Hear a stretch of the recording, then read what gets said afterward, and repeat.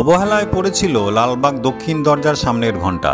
পূর্বে এই ঘণ্টা রক্ষণাবেক্ষণের জন্য লোক ছিল, কিন্তু এখন আর সে ঘণ্টা বাজানো হয় না, অর্থাৎ বাজানোর মতো পরিস্থিতি নেই।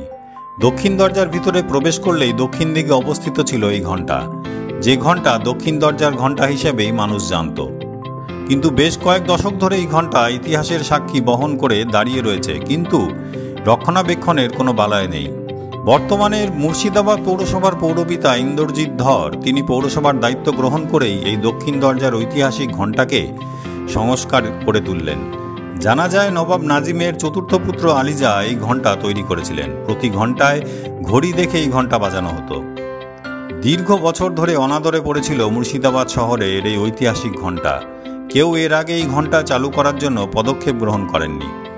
বর্তমান পৌরসভার পৌরপিতা দায়িত্বভার গ্রহণ করেই এই ঘণ্টা চালু করার জন্য সংস্কারের কাজে হাত দিয়েছিলেন। বাংলা, বিহার, উড়িষ্যার নবাব নাজিম হুমায়ুন শাহর রাজত্বকালে এই স্তম্ভ ঘণ্টা নির্মিত হয়। এর আওয়াজ অনেক দূর থেকে শোনা যায়। তখন এই স্তম্ভ ঘড়িটি নকশার প্রস্তুত করেছিলেন সাগর মিস্ত্রি। বর্তমানে মুর্শিদাবাদ পৌরসভার পৌরপিতা এই ঘড়ি ঘণ্টাকে সেই একইভাবে রেখে নকশা তৈরি করে চালু করার উদ্যোগ নিলেন। এ বিষয়ে এখানকার বাসিন্দা ছোটে নবাব কি বললেন, আসুন শুনে নেওয়া যাক।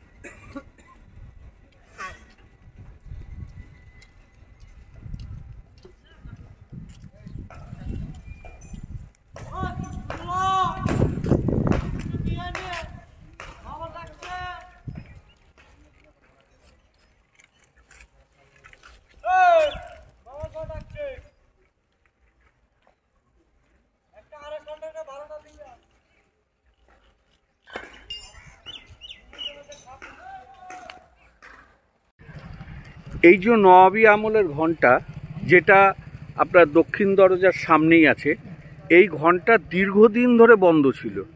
তারপর বর্তমান মুর্শিদাবাদ পৌরসভার পৌরপিতা ইন্দ্রজিৎ ধরের উদ্যোগে আবার এটা নাকি শুরু হচ্ছে, এবং স্বয়ংক্রিয়, মানে মানুষই করবে না, এমনি স্বয়ংক্রিয় বাজবে।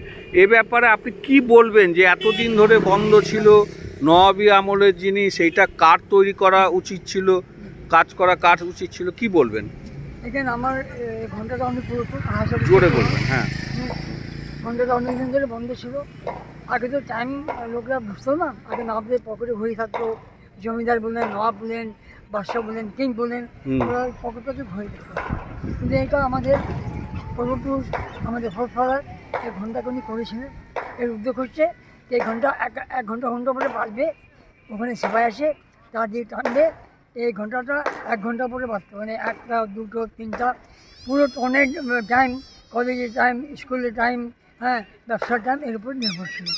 আজকে আমি অনেক খুশি আছি যে অনেক দিন পরে আমাদের পৌরপিতা ইন্দ্রজিৎ ধর, অনারেবল চেয়ারম্যান অফ দ্য পৌরসভা লালবাগ মিউনিসিপ্যালিটি, হ্যাঁ, উনি আমাকে কথা দিয়েছিলেন যে আমি যদি চেয়ারম্যান পদে আসি, নাও আসি, আমি আপনাদের এই ঐতিহাসিক মর্যাদাকে আমি চেষ্টা করবো যে ভালো করি।